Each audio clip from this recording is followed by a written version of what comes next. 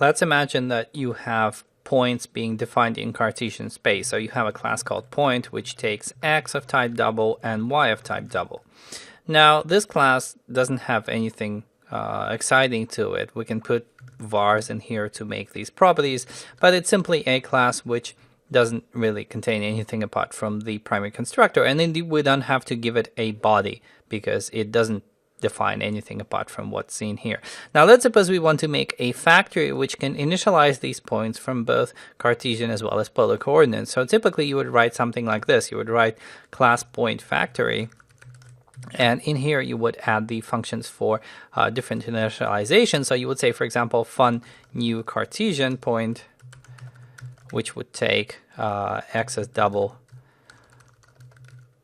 and y as double, and it would return a point that's being initialized with x and y. And you could similarly have a different function, for example, new polar point, where the coordinates are defined in polar. So you have rho as double and theta as double, and you would also return a point, and this point would be initialized with the appropriate calculation. So you would have return point rho times cos theta and rho times sine theta. So these are functions inside this factory. Now, one of the ways you could now use a factory is something like this. You would have to create a factory. You would have to say var pf equals point factory.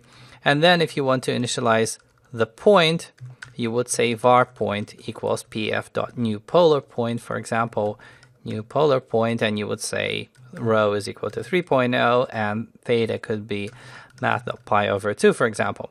So you could do it like this. However, creating a point factory every time you need to manufacture a point is a bit painful. And what Kotlin does is it basically lets you implement the Singleton pattern right on the class. So instead of creating instances of this class, it kind of turns everything static almost, in the sense that it turns the class, it makes it so that the class only exists in a single instance. And the way this is done is by changing the class keyword here to the object keyword.